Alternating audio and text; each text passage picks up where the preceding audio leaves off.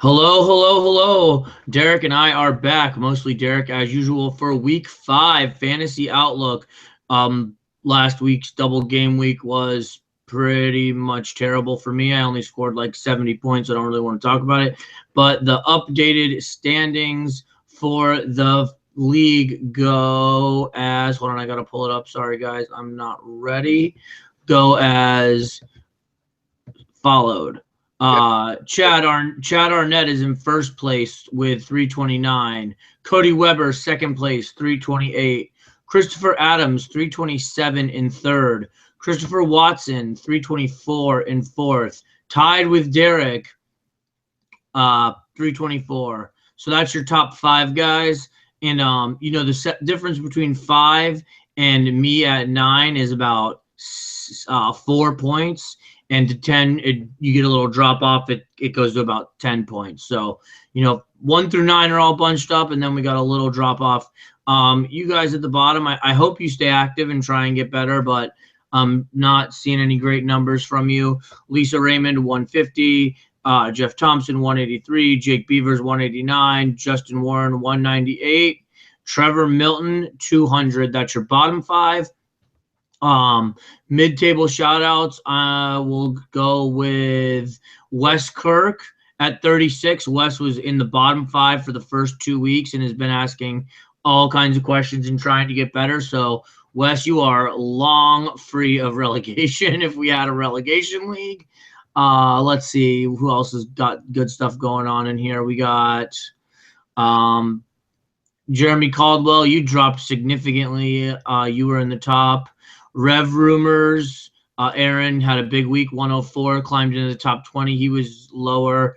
Chris Whalen is at 18. He had 67 this week. I don't know what's going on the ball. He's not getting the ball to bounce his way, I guess. And high scorer this week, number 13, Kelly McMillan with 112. So there you have the quick league overview. Derek, you can go about your business, boy. Congratulations, those of you who scored 100 points. It's just the beginning. I'll get to 100 soon enough. I did not score 100 this week. I only ended up with 86, and that pretty much pissed me off because, the first few games went well. I had like 45 points first few games. FC Dallas went well for me to start, and then, everything just went to shit. Mauro Diaz sat out. Tommy Redding, Kyle Laren, and Pedro Morales played a combined 85 minutes. High score this week. I captain Mauro Diaz, thinking he played both games. He still got 24 points as my cap. Probably the only player on my team that would have done better was Matt Hedges. Ended up with 13 points. Overall, I'm fine with the few red arrows I did take because I already knew I wasn't going to play this double game week that hard. I told you guys I hated it. And, there was no predicting Chris Tierney scoring 19 points this week. So, highest points overall was 145. That person is screwed for the next few weeks unless you use a wild card. Average was 64 points.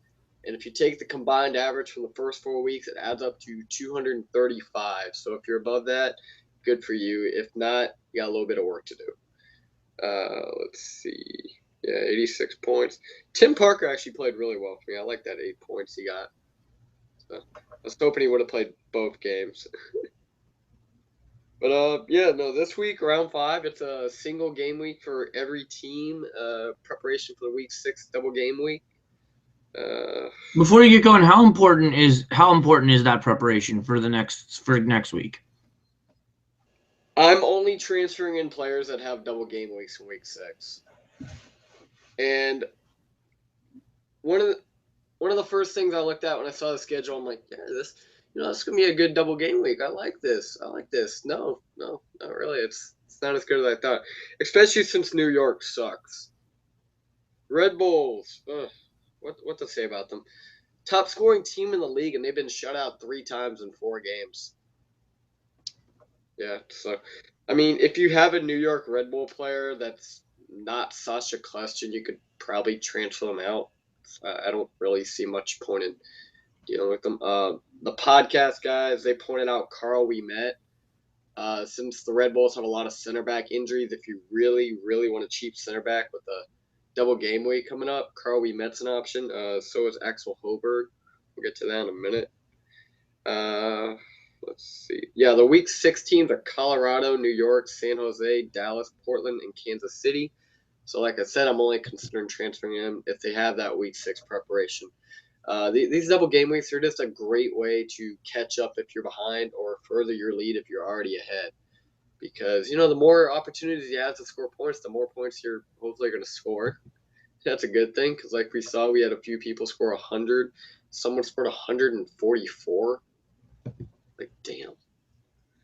But, yeah, your transfer this week close April 8th, 7 o'clock for our game at Philadelphia. So about that, I know we had Kyle Aaron and Tommy Redding injured, and I know a lot of y'all own him.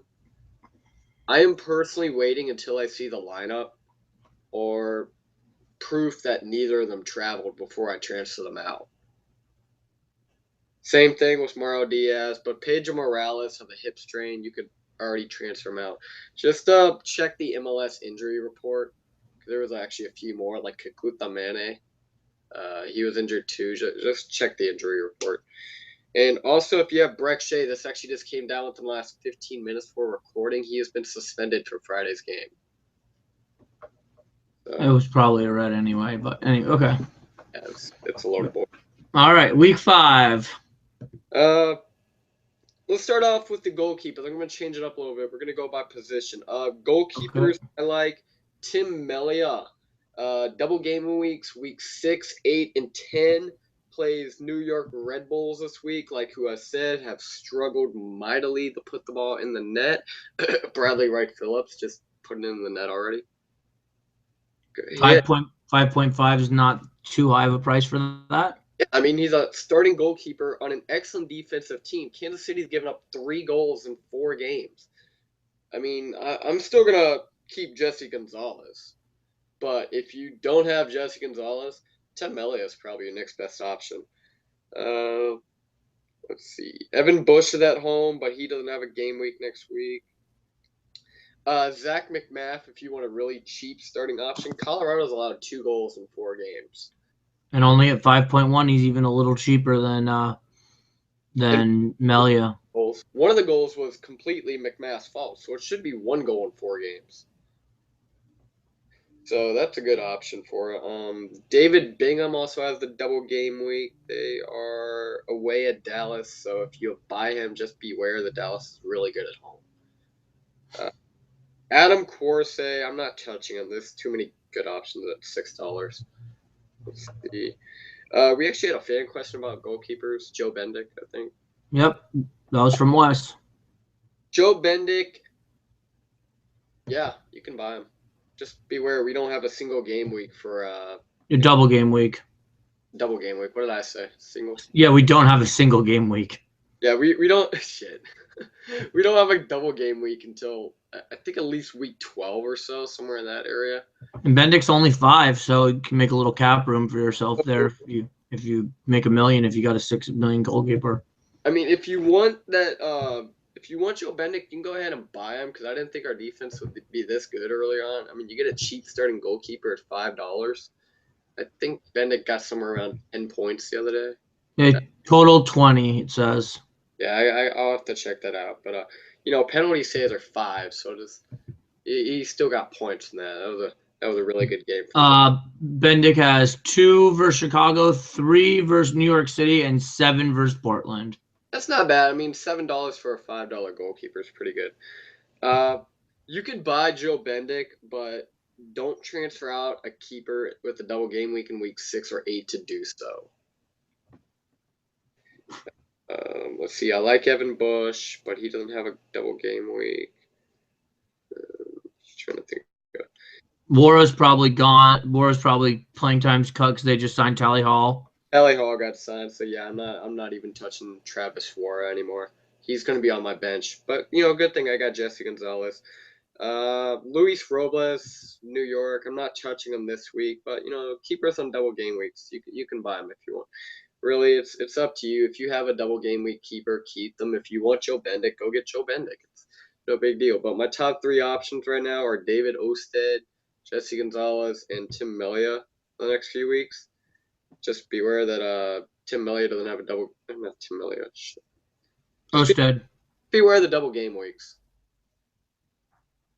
Okay. So defenders. Defenders.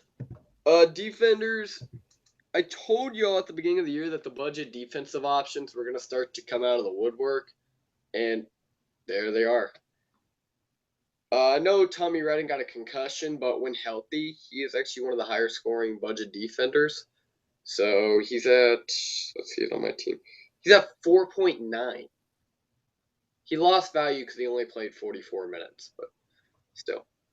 4.9 for a starting defender who, why is he on my watch list? He's put up 6, 7, and 2 points in his 3 full games. The 2's okay.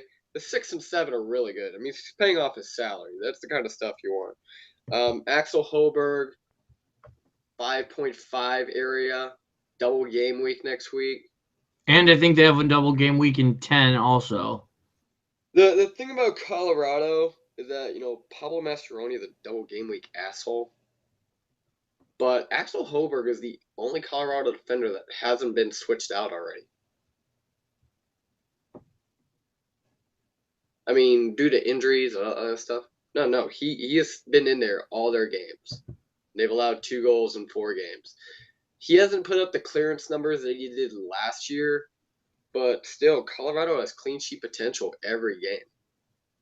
Shocking, I know, but they still can't score, but they're not going to let you score. The thing is with Colorado defenders, if you own them, they're not going to kill you with the -1s for goals. They're not going to lose games 3-4 or 0. They're going to lose games 1-0. So, never thought I'd say this at the beginning of the year, but the Chicago center back pairing for double game weeks. They have game weeks week 10 and 11. But if you need a budget defender, Jonathan Campbell and Kappelhoff, they're good options. And Kappelhoff is expensive, 7.6. I mean, Jonathan Campbell is like $5, I think. $5, yep. But still, Chicago's playing better than I thought, and for $5, I'm not going to argue with that for a starting defender. Because they seem to be really impressed with them up there. And the 4 people that show up the Fire games are impressed with Jonathan Campbell. And Guillermo from Fire Confidential. So, it is. I mean, they played in the snow last week. That was a funny game. But midfielders, another budget defender. Tim Parker, that's 6.5 for budget defender. You can keep him. Double game week 8. What about SKC defenders? Because they have the 3 double game weeks. What do you think about them? I'm not sure how Peter Vermees is going to rotate them. If you're going to buy one, you're buying Nuno Coelho. Okay, he's the leading point scorer for defenders. Midfielders, you're not really going to budget options. You're still spending your Galactico money on them. Just beware on Feilhaber. He didn't really play that well, and most of his points came from that penalty kick at the end of the day. If you have Sasha Kljestan, you're not dropping him, but he's not impressing you either. If you have Mauro Diaz, you just got to hope he plays. It was a surprise to me that he didn't play last week. Picked up a training injury the day before the game. So, budget midfielder options, really, if you're under $9, you're looking at that. Ozzy Alonso has put up some really good point totals. Just trust me on that. Look them up. Seattle doesn't have a double game week till like week 31 or something like that, but still, he's putting up 7 points a week. Alonso's last 3 games are 9, 5, and 8, and he costs 8.7. Boom. There you go. Ignacio Piatti is probably going to be my captain this week because he's playing at home. So, let's see who else. I know you have Even Shits. Hopefully Seattle gets their shit together because Even Shits put up 7 points last week. Yeah, but hold on, let me transfer the screen. My opinion on I'm not the expert here. This is your gig mainly, but for the 7.6 price range, there's a lot of dudes with 20 points in there that are on teams playing way better than Seattle, and there's guys cheaper than 7.6 with 20 points on teams playing better than Seattle. So, even Schitz is taking some free kicks and some corners, but, if it wasn't for the assist to Dempsey last week, he would have had only 4, That was a goalkeeper mistake. I'm not sure I would count that as an assist. But. Well, he got credited with the assist. True. Yeah, no, Opto. You understand what I'm saying, though? Opta credited that with an assist, but not Jesse Gonzalez for the second assist a few weeks ago. Still pissed at that. How the hell does Fabian Castillo have 27 points? I know he has a double game week next week, but Fabian Castillo is absolutely maddening as a fantasy player. I'm not adding him in, but I'd rather add in another Dallas defender. Yeah, but what are you saying about the cheap midfielders? Andrew. Yeah, you were saying like Ivan Schitz, because I have him and I've had him since the beginning. But for his 7.6 price range, like there's for 7.6 price range, there's a lot of guys with 20 points that are on better teams. You know what I mean? Like his price per production isn't outstanding. I mean, you got Sony Mustavar, who's cheaper than Even Schitz at 20. There you go. Ricardo Clark, Alex Caldwell, but he's played 5 games instead of 4. Sebastian Lletget. How the hell is Dylan Powers up here? I don't know, but I mean, there's some guys that yeah. Anyway, we can move on from even shits. Let's keep going. Midfield picks this week. Go ahead. I mean, you got Kevin Molino up here at 8.1, scoring off 12 points. Finally got his goal. Hopefully that'll that'll shoot him up the fantasy boards. I mean, confident Kevin Molino is a good Kevin Molino for your fantasy team. But one of my sleeper picks for the next 2 weeks is Marco Papa with Colorado.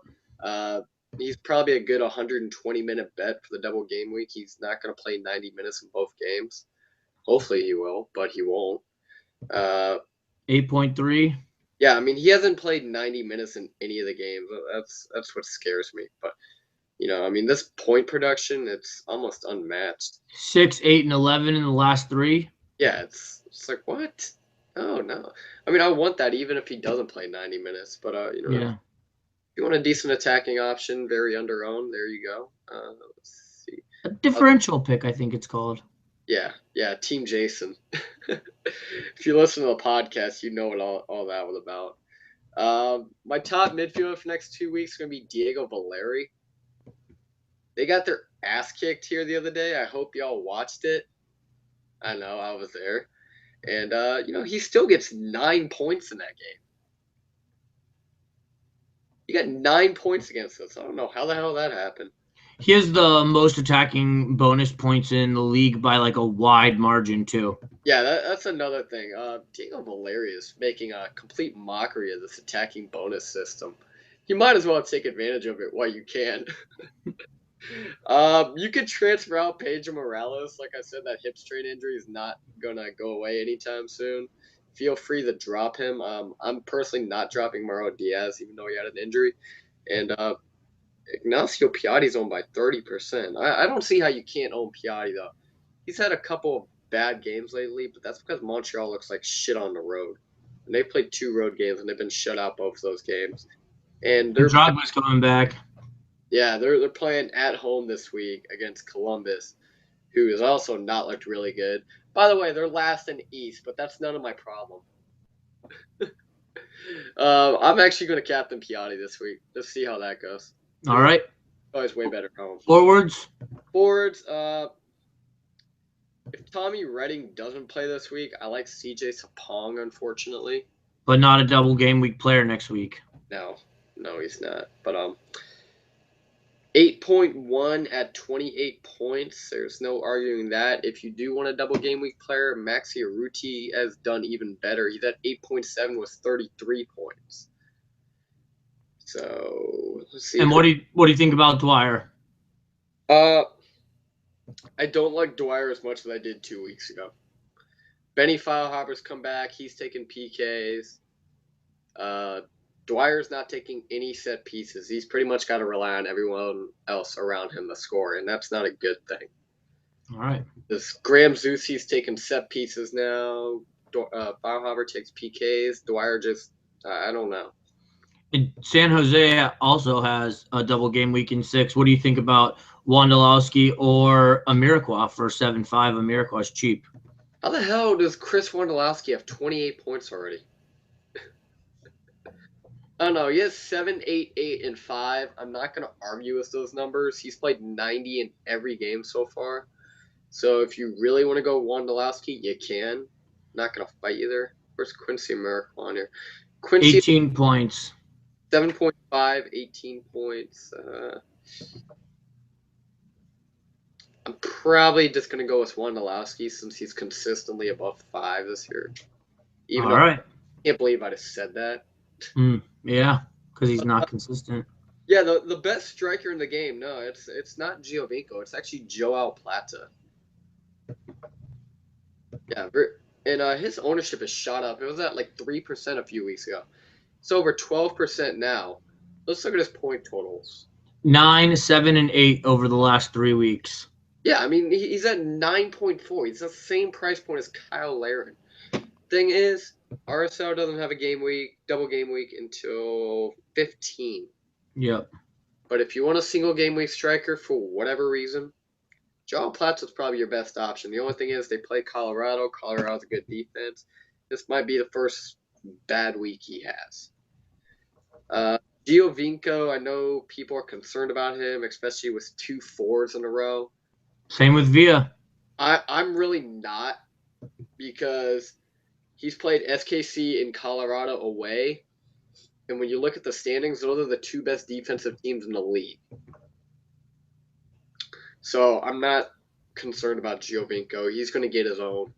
He's playing New England and DC United the next 2 weeks. Like, he'll produce again. If he gets starts to get 2 or 3s consistently, then you can really think about starting to drop him. But I'm not.